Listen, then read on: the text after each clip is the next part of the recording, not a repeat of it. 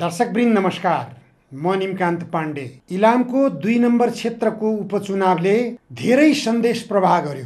प्रतिनिधि सभामा एउटा पदको लागि भएको निर्वाचनले नेकपा एमालेलाई, नेकपा माओवादी केन्द्रलाई, विप्लव नेतृत्वको नेकपालाई, नेपाली काङ्ग्रेसलाई, राष्ट्रिय स्वतन्त्र पार्टीलाई, नेकपा एकीकृत समाजवादीलाई र पहिचानको लागि आवाज उठाउँदै आएका अभियन्ताहरूलाई पनि सबैलाई एकमुष्ट सन्देश दिएको छ। यस्तो प्रभावकारी चुनावी परिणाम वास्तवमा यसअघि कहिल्यै पनि देखिएको थिएन।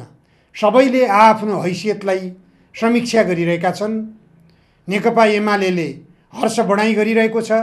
उसले दाबी गर्दै आएको तर सशङ्कित बन्दै आएको के विजय भइएला त भन्ने शङ्कामै थियो। ऊ पनि पहिचान पक्षधरहरूको डर थियो, राष्ट्रिय स्वतन्त्र पार्टीको पनि डर थियो। तर राष्ट्रिय स्वतन्त्र पार्टीले जमानत नै गुमायो। अर्कोतिर पहिचान पक्षधरहरूले पनि नेकपा एमालेका उम्मेदवारलाई नजिकबाट पछ्याउन सकेनन्। यसले गर्दा नेकपा एमाले लोकप्रिय पार्टीको रूपमा इलामको क्षेत्र नम्बर 2 मा देखियो। यसले सबैभन्दा झटारो राष्ट्रिय स्वतन्त्र पार्टीलाई पुगेको छ। तर पनि राष्ट्रिय स्वतन्त्र पार्टीले अब आफू सच्चिनुपर्छ भन्ने सन्देश राम्रोसँग पाएको छ। यो सन्देश राष्ट्रिय स्वतन्त्र पार्टीलाई पुग्नु आवश्यक थियो, किनभने सफलता भयो भने अहङ्कारले घर गर्छ। राष्ट्रिय स्वतन्त्र पार्टीका सांसदहरूमा, राष्ट्रिय स्वतन्त्र पार्टीका नेताहरूमा, स्वयं राष्ट्रिय स्वतन्त्र पार्टीका सभापति रवि लामिछानेमा पनि अहङ्कारले घर नगरोस् भन्ने शुभेच्छा उनका शुभेच्छुकहरूमा थियो। तर अहङ्कारले घर गरिरहेको थियो। कसैलाई पनि अवमूल्यन गर्नु हुँदैन। त त्यो चुनावको परिणाम आउँदै गर्दा राष्ट्रिय स्वतन्त्र पार्टीका सभापति तथा गृहमन्त्री रवि लामिछानेले चुनावको परिणामलाई मध्यनजर गरेर एउटा राम्रो विज्ञप्ति सार्वजनिक गरेका छन्। उनको विज्ञप्तिमा रवि लामिछानेले भनेका छन्, इलाम 2 को उपनिर्वाचनमा एमाले उम्मेदवार सुहाङ नेवाङजी विजयी हुनुभएकोमा हार्दिक बधाई ज्ञापन गर्दछु। हामीलाई मत दिनुहुने र मतसँगै ठुलो सन्देश दिनुहुने सबैप्रति आभारी छु। रासोपा उम्मेदवार मिलन लिम्बू लगायत अहोरात्र खट्नुहुने सिङ्गो पार्टी पङ्क्तिलाई धन्यवाद। जित्न सकिएन, सिक्न सकियो। त्यसैले कुनै इफ बटको सहारा नलिई सहर्ष पराजय स्वीकार गर्दै जिम्मेवार ढङ्गले अभिव्यक्त हुन सबै सदस्यहरूमा अनुरोध छ। यो सन्देश रवि लामिछानेले सामाजिक सञ्जालमा सार्वजनिक गरेका छन्। उनको यो सन्देश पर्याप्त छ। उनले हामीलाई नै सन्देश भयो भन्ने यो सन्देश दिएका छन्। चुनावी परिणाम राष्ट्रिय स्वतन्त्र पार्टीलाई राम्रो सन्देश भएको छ। यसलाई सन्देशको रूपमा ग्रहण गरौँ र अगाडि बढौँ। इफ बट भनेर यो परिणामलाई कुनै किसिमबाट पनि नकार्ने अथवा जनताको मतलाई अस्वीकार गर्ने काम नगरौँ। हामी कहीँ न कहीँ कमजोर भयौँ। हाम्रो प्रस्तुति कहीँ न कहीँ कमजोर भयो। त्यो समीक्षा गर्दै अगाडि बढ्ने हो। कमजोरीहरू सच्याउने हो। जनताको मन जित्ने हो। जनताको मन जित्न सकिएन भने परिणाम आउने यस्तै हो। रवि लामिछानेले जसरी आफ्नो पराजयलाई स्वीकार गरेर जनताको मतलाई सन्देशको रूपमा ग्रहण गरेर इफ बटको कुरा नगरौँ भनेर आफ्ना कार्यकर्ता पङ्क्तिलाई सन्देश दिएका छन्, सान्त्वना दिएका छन्। त्यसै गरी अन्य सबै पराजित राजनीतिक दलका नेताहरूले पनि सन्देश प्रवाह गर्न जरुरी छ। सबभन्दा बढी सन्देश गम्भीर बनेर दिनुपर्ने त्यहाँ नेकपा एमालेका उम्मेदवारलाई समर्थन गरेका 2वटा वाम पार्टीहरू र एउटा छुट्टै उम्मेदवार खडा गरेर लज्जाजनक पराजय भोगेको अर्को एउटा वाम पार्टीले हो। 4वटा वाम पार्टीहरू चुनाव मैदानमा थिए। 3वटा वाम पार्टीको एउटा उम्मेदवार नेकपा एमालेको उम्मेदवार रह्यो। नेकपा एकीकृत समाजवादीले छुट्टै उम्मेदवार खडा गरेका थिए, जसको पराजय पनि सम्मानजनक भइदिएको भए हुन्थ्यो। त्यहाँ लज्जाजनक पराजय भएको छ। यसमा एकीकृत समाजवादीका नेताहरूले गम्भीर आत्मसमीक्षा गर्नुपर्छ। नेकपा एमाले फुटाउनु हुँदैन थियो। किन फुटाइयो? त्यो गल्ती भयो कि अब आत्मसमीक्षा गर्ने हो। हीनताबोध लिनु हुँदैन। हीनताबोधले मानिसलाई कहीँ पनि पुर्याउँदैन। हीनताबोधले झन कमजोर बनाउँछ। त्यसकारण समीक्षा गर्ने, गल्ती कमजोरीलाई सच्याउने, गल्ती कमजोरीलाई स्वीकार गर्ने, राजनीतिमा अगाडि बढ्ने हो। मिलेर जाने हो भने अरू कसैलाई पनि अवसर प्राप्त नहुने अवस्था छ। नेपालको अवस्था त्यस्तै छ। नेपालमा वाम जनमत बढी छ। इलामको 2 नम्बर क्षेत्रको निर्वाचन परिणामले पनि यो स्पष्ट देखायो। एकीकृत समाजवादी समेत जोडिएर गएको भए त्यसको सन्देश फरक हुन्थ्यो। त्यसको सन्देश नेपाली काङ्ग्रेसतर्फ जान खोजेका अथवा गएका मत पनि नेकपाको संयुक्त उम्मेदवारको पक्षमा निश्चित रूपमा हुन्थ्यो। संयुक्त उम्मेदवार भन्नासाथ त्यो नेकपा एमालेको उम्मेदवार हो भन्ने कुरा हुने थिएन। नेकपा माओवादी केन्द्र र विप्लव नेतृत्वको नेकपाले मतदान गरे, उनीहरूले संलग्नता जनाए।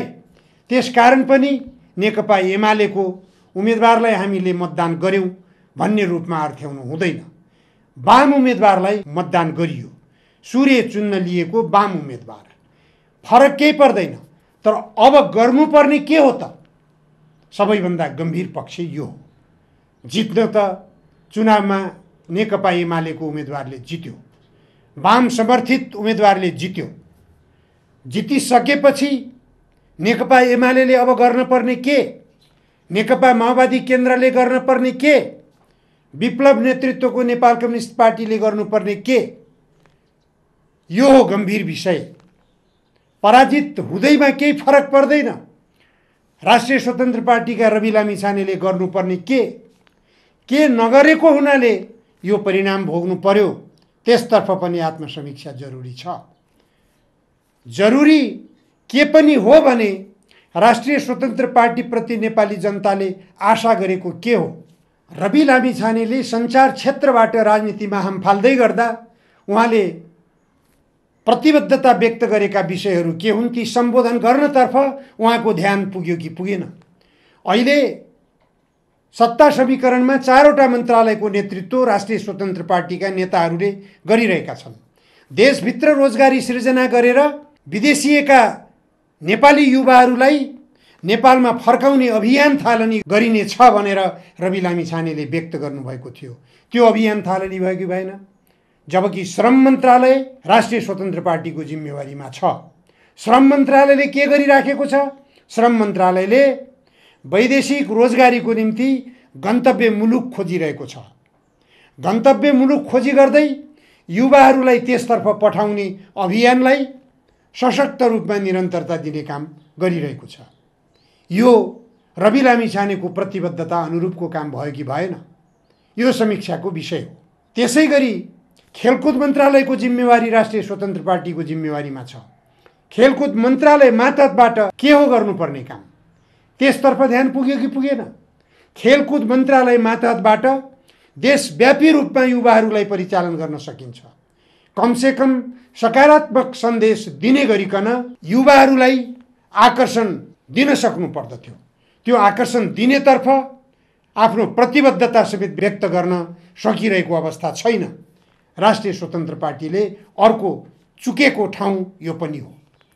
त्यसैगरी शिक्षा मन्त्रालय सुमना श्रेष्ठले केही गर्न खोजेको जस्तो गर्नुहुन्छ, तर के गर्ने अल्मलिनु भएको छ। शिक्षकहरूले राजनीति गर्नु हुँदैन। शिक्षकहरूले राजनीति त गर्नु हुँदैन, तर पेशागत हक हितको लागि शिक्षकहरू सङ्गठित हुनुपर्छ कि पर्दैन? यो त आवश्यक कुरा हो। शिक्षकहरू सङ्गठित हुनैपर्छ। शिक्षकहरूले विद्यार्थीहरूलाई पढाएका छन् कि छैनन्? गर्नुपर्ने के हो? नेताहरूले सामुदायिक विद्यालयहरूमा आफ्ना बच्चा बच्चीहरूलाई पढाएका छन् कि छैनन्?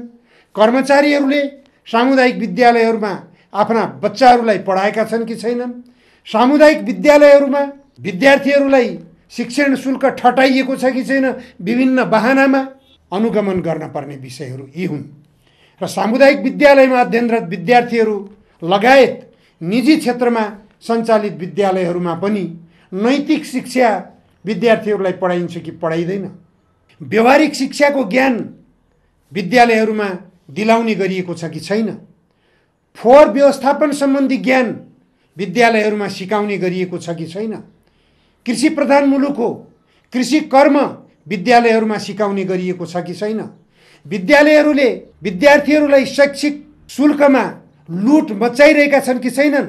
विद्यालयहरूले कसरी लुट मचाइरहेका छन् यसतर्फ शिक्षा मन्त्रालयको ध्यान आकर्षण हुनुपर्ने हो कि होइन?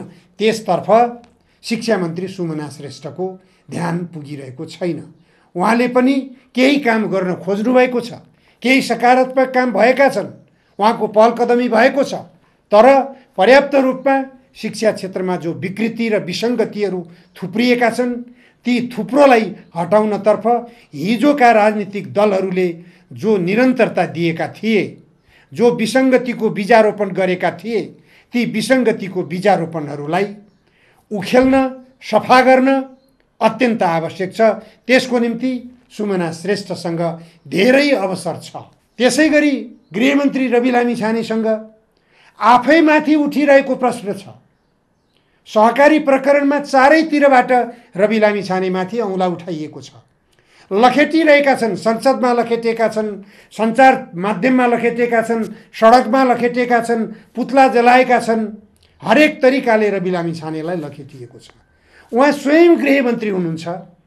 आफू विरुद्ध यो खालको लखेटाई भइसकेपछि ब्याङ्कमा आफ्नो नाममा कसले खाता खोल्यो? मैले खाता खोलेको होइन स्पष्टीकरण दिइरहनु भएको छ। मेरो नागरिकता पेश भएको छैन स्पष्टीकरण दिइरहनु भएको छ। मैले दस्तखत गरेको छैन स्पष्टीकरण दिइरहनु भएको छ। मेरो नाममा खोलिएको खातामा रकम जम्मा गरेको पनि छैन, मैले रकम झिकेको पनि छैन, यो पनि उहाँले स्पष्टीकरण दिइरहनु भएको छ। त्यसो हो भने त्यो खाता कसले खोलेको हो, त्यो रकम कसले जम्मा गरेको हो, त्यो रकम झिकिएको छ भने कसले झिकेको हो, त्यो छानबिन गर्नको निम्ति गृह मन्त्रालयको तर्फबाट एउटा छानबिन समिति गठन गरिदिए हुन्न? यो स्पष्ट सन्देश किन दिन नसक्ने? रवि लामिछानेले यहाँ चुक्नु भएको छ।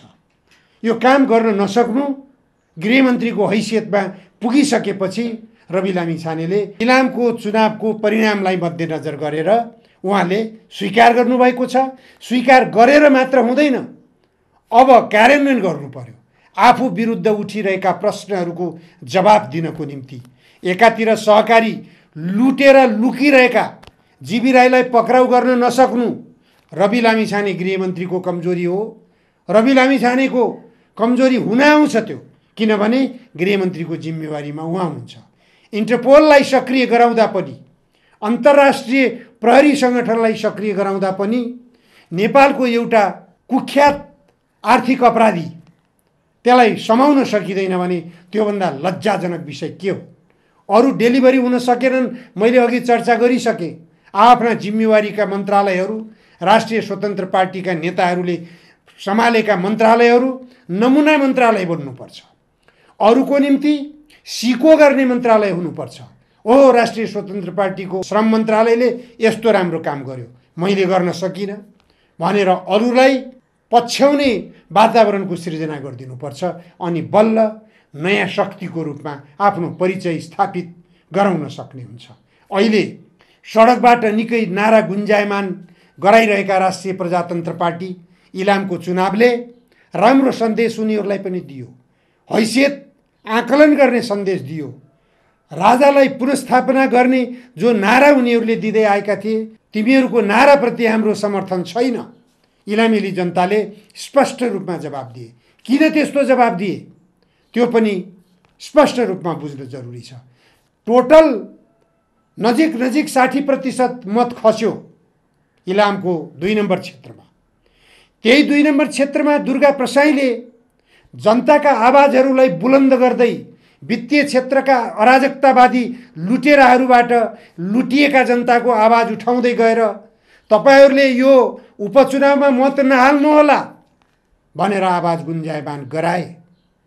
त्यो आवाजलाई दुर्गा प्रसाईले मैले 40% जनताको समर्थन पाएँ भनेर दाबी गर्न सक्छन्। त्यो राष्ट्रिय प्रजातन्त्र पार्टीलाई पनि गम्भीर चुनौती भएको छ। राष्ट्रिय स्वतन्त्र पार्टीलाई पनि गम्भीर चुनौती भएको छ, नयाँ शक्तिहरूलाई। तर पुराना राजनीतिक शक्तिहरूलाई, जो शक्तिले विजय हासिल गरेका छन् र विजयको निकट पुगेर दोस्रो नम्बरमा स्थान बनाउन सकेका छन् नेपाली काङ्ग्रेसले, यिनीहरूलाई हाम्रो हैसियत त राम्रै रहेछ भन्ने ठाउँमा पनि पुर्याएको छ। एउटा क्षेत्रको चुनाव धेरै सन्देशहरू दिन सफल भएको यो चुनाव वास्तवमै उदाहरणीय चुनाव बन्न पुगेको छ। यो उदाहरणीय चुनावबाट सबै राजनीतिक दलका नेताहरूले पाठ सिक्ने, सबैले सच्चिने र आगामी निर्वाचनसम्म गम्भीर बनेर अगाडि बढ्न सक्नु पर्दछ। यहीँनिर आगामी चुनाव भन्नासाथ मिसन 84 को कुरा आउँछ। मिसन 84लाई पनि लक्षित गरेर काठमाडौँ महानगरपालिकाका मेयर बालेन शाहले केही समय अगाडि एउटा स्ट्याटस आफ्नो फेसबुक सामाजिक सञ्जालमा राख्नुभएको थियो। त्यो स्ट्याटसमा बालेनले भन्नुभएको थियो, देश बन्छ तिमीहरूको 84ले बन्दैन, तिमीहरूको 84 सकिएर बन्छ, तिमीहरूलाई सकाएर बन्छ। यो चुनौती बालेनले दिएका थिए। तर यो चुनौती सँगसँगै बालेनले देशव्यापी आफ्नो सञ्जाल विस्तार गर्ने अभियान पनि थालेका छन्। मैले हिजो पनि एउटा सन्दर्भमा चर्चा गरेको थिएँ। बालेनले देशभरिका 753वटा पालिकाहरूबाट ती पालिकाहरूको सिफारिसका आधारमा उपचारको निम्ति काठमाडौँ आउन चाहने कुनै पनि रोग लागेको बिरामीलाई काठमाडौँका अस्पतालहरूमा काठमाडौँ महानगरपालिकाको तर्फबाट उपचारको व्यवस्था मिलाउने भनेर सार्वजनिक गरेका छन्। उनले यस्तो प्रतिबद्धता सार्वजनिक गरेपछि स्पष्ट सन्देश हो। यो सन्देश भनेको 753वटा पालिकाहरूलाई काठमाडौँ महानगरपालिकाका मेयरले आफ्नो सञ्जालको रूपमा जोड्न खोजिरहेका छन्। यसले एउटा राजनीतिक गन्तव्य तय गरेको स्पष्ट रूपमा देखिन्छ। काठमाडौँभित्र उनले रोजगारी सृजना गरिरहेका छन्। काठमाडौँभित्र रोजगारीका निम्ति उनले तालिम दिलाइरहेका छन्। काठमाडौँभित्र विभिन्न ठाउँमा रोजगारीको तालिम लिएकाहरूलाई काममा पनि लगाइरहेका छन्। यो गतिविधिको सिकाइ देशव्यापी रूपमा सबै पालिकाहरूमा गरिने हो भने देश बेरोजगारहरूको युवा बन्दैन, रोजगारमूलक देश बन्न जान्छ, उत्पादनशील देश बन्न जान्छ, आत्मनिर्भर अर्थतन्त्रको विकास हुन जान्छ। यसतर्फ सरकारको गम्भीर ध्यान पुग्नुपर्ने हो। सरकार भन्नासाथ सरकारमा सम्मिलित सबै राजनीतिक दलका नेताहरू यो गम्भीर सवालमा गम्भीर बन्नुपर्छ। इलामको एउटा चुनावको सन्देश यो पनि हो। यो सँगसँगै धरान उपमहानगरपालिकामा चर्चित मेयर हुनुहुन्छ हर्क साम्पाङ। उहाँले यसपटक आफ्नो राजनीतिक कित्ता स्पष्ट गरिदिनु भयो। हर्क साम्पाङ कुन पार्टीका हुन् सबैमा जिज्ञासा थियो। उहाँले भन्दै आउनुभएको थियो, म कुनै पार्टीको होइन। तर यसपटकको इलामको क्षेत्र नम्बर 2 को चुनावमा हर्क साम्पाङको पनि कित्ता क्लियर भयो। उहाँले स्पष्ट रूपमा आफूलाई पहिचान पक्षधरमा उभ्याइदिनु भयो। म कुनै पार्टीको होइन, म पहिचान पक्षधर हुँ। पहिचान पक्षधरमा उहाँले आफूलाई प्रस्तुत गर्नुभयो, स्पष्ट रूपमा प्रस्तुत गर्नुभयो। भुइँ मान्छेको रूपमा आफूलाई धरान उपमहानगरपालिकामा प्रस्तुत गर्दै आउनुभएका, धरानका जनताका बीचमा लोकप्रिय मेयरको स्थान बनाउन सक्नुभएका उहाँले पनि स्पष्ट रूपमा आफ्नो सन्देश, म क्लियर छु, मेरो राजनीतिक गन्तव्य यो हो भनेर सबैलाई सन्देश दिनुभएको छ। यी धेरै सन्देश दिन सफल भएको इलाम क्षेत्र नम्बर 2 को निर्वाचनबाट सबैले धेरै कुरा सिक्नुभएको छ। सिकेका कुराहरू अब कार्यान्वयनमा जाउँ। सबैभन्दा राम्रो सन्देश नेपालका वामपन्थी पार्टीहरूले पाएका छन्। आगामी चुनावसम्म सबै वामपन्थी पार्टीहरूले विचारधारात्मक रूपमा अरू केही पर्दैन, आवश्यक छैन, नेपाली जनताको निम्ति संविधानको प्रस्तावनामा लेखिएको जे हो गन्तव्य समाजवाद, यतिलाई साझा एजेन्डा बनाएर सबै कम्युनिस्ट पार्टीहरू अगाडि बढिदिने र संविधानका धारा 31 देखि 41 सम्मका प्रावधानहरूलाई कार्यान्वयनमा लैजाने र जनतालाई समाजवादको अलिकति सुगन्ध दिलाउन प्रयास गर्ने, त्यति मात्र गर्ने हो भने कम्युनिस्ट गठबन्धनको विरुद्धमा कुनै पनि शक्तिले टाउको उठाउन सक्ने छैन। हस्, नमस्कार। म निमकान्त पाण्डे।